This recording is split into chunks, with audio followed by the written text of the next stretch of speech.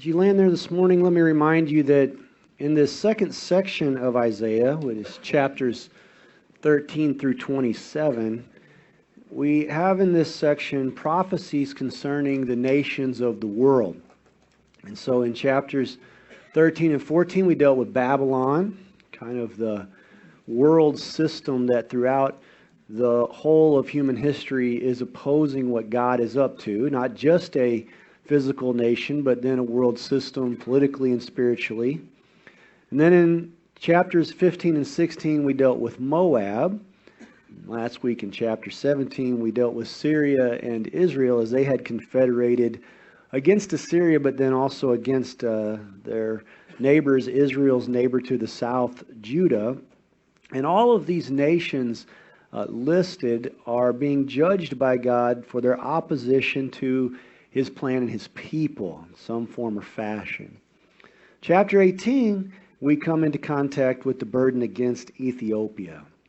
Now, from the get-go, just let me say, if you're a prophecy buff, and there are always a few in every room, there are some people in the prophecy world that believe that chapter 18 of Isaiah speaks of America in prophecy. I want to get that out of the way because I don't adhere to that theory. But if I don't, I'll have whoever of you in this room believes that's the theory come up and enlighten me shortly afterward, and I'd like to avoid that if all possible. Now, all that said, many people do believe that when you look at chapters 18 through 20, they are one burden, if you will, because we start with Ethiopia, then we go in chapter 19 to Egypt, and then at the end, chapter 20, we have Ethiopia and Egypt. So it's very possible that they should be read all in one sitting, but we don't have enough time to unpack 3 chapters in one 30-minute segment. So all that said, let's dive in, and what we're going to do is read all 7 verses of our 18th chapter, and then we'll see if we can't unpack this a little bit. Verse 1 of chapter 18 says, "Woe to the land shadowed with buzzing wings, which is beyond the rivers of Ethiopia, which sends ambassadors by sea, even in vessels of reed on the waters, saying, Go swift messengers to a nation tall and smooth of skin, to a people terrible from their beginning onward, a nation powerful and treading down, whose land the rivers divides." Verse 3, "All inhabitants of the world and dwellers of the earth, when He lifts up a banner on the mountains, you will see it. And when He blows a trumpet, you'll hear it. So the Lord said to me, I'll take my rest," or "I will look quietly," is another translation, "and I will look from my dwelling place, like clear heat and sunshine, like a cloud of dew in the heat of harvest. For before the harvest, when the bud is perfect, or the sour grape is ripening in the flower, He will, God, both cut off the sprigs with pruning hooks and take away and cut down the branches." So the idea is Ethiopia will be pruned. In verse 6, "They will be left together for the mountain birds of prey and for the beasts of the earth, and the birds of prey will summer on them, and all the beasts of the earth will winter on them." And then verse 7, "In that time a present will be brought to the Lord of hosts from a people tall and smooth of skin, and from a people terrible from their beginning onward," just as it said in verse 2, "a nation powerful and treading down, whose land the rivers divide, to the place of the name of the Lord of hosts, to Mount Zion." There is Jerusalem. Now, when we think about this prophecy, let's start with ancient Ethiopia. It was also known as Cush, spelled Kush, or sometimes in your Bible, Cush. It was also known as ancient Nubia. In Isaiah's day, at the time of this writing, the Nubians were the major power in the Upper Nile region. And interestingly enough, the Nubian people and the kings or the pharaohs that reigned in the Nubian Empire, they actually were known as, in Isaiah's day, the 25th Egyptian dynasty. I give you that as a backdrop because we're dealing with Ethiopia, then chapter 19, Egypt, then chapter 20, Ethiopia and Egypt. They were all kind of one and the same. Now, Ethiopia, ancient Ethiopia, Cush, Nubia, it was comprised of parts of modern-day Ethiopia, Egypt, and primarily what is known as modern-day Sudan.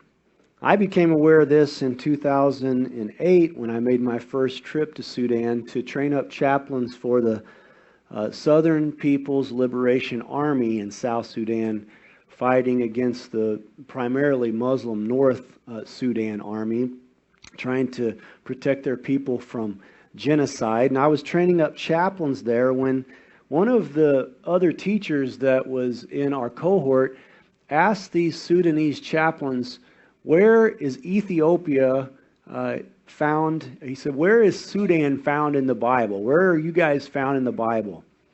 And they immediately went to chapter 18 of Isaiah, which I had never spent 1 minute in my whole life. And they went nuts for the next 2 hours. They read 7 verses, and then they started worshiping and praising God. And I realized, you know what? There's a lot more of this Bible than just my Western frame of mind. I mean, they knew it wasn't America God was talking about for sure. They knew it was them. And you see, interestingly enough, like the 18th chapter says, Ethiopia is that land beyond the rivers. The Nile separates the land of Ethiopia, the empire that was ancient Nubia. And interesting enough, these guys know that it was talking about them because that group of folks would have sent their ambassadors, like chapter 2 says, by the sea. And they would have sent them by the sea because, well, they, talking about the Nile, that was the only sea that ran through that land. They would move up and down in these, it says, papyrus or reed boats, because the upper regions of the Nile to this day have sections that are impassable, except with these papyrus boats, the shoals, you can run no vessel up, so you have to portage them around. They have to be light. And so they understood this from ancient times past to present day. And their history in that area, this modern day Ethiopia, Sudan, Egypt, it's swift and terrible. The people from their beginning to this day have a tumultuous history. And so when I saw these people interact like that, I said, gosh, they're onto something I certainly didn't have any clue about.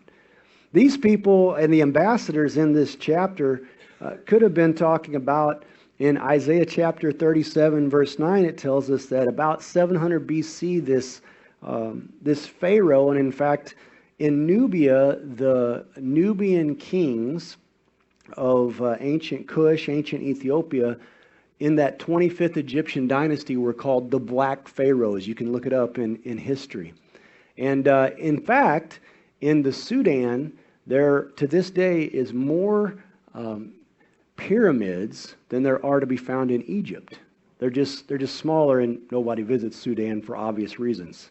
But they actually have similar geography, but similar archaeology in their history. And so all that said, then interestingly enough, you have in Isaiah 39, it says that during the time of Sennacherib, who was imposing himself, the king of Assyria, on the known world, that Turkika, who was, it says expressly, an Ethiopian or a Cushite or a Nubian king, was warring with Sennacherib, king of Assyria. So this is the backdrop to the whole thing. This is how we can surmise that it's talking about modern day, primarily Sudan, and then parts of Egypt and Ethiopia in this Nubian Empire when we look at the 18th chapter, not any other location. But past that, when I look at this, I come up with a question that I'll pose for you, and that is, what does this chapter mean? And I don't have a clue.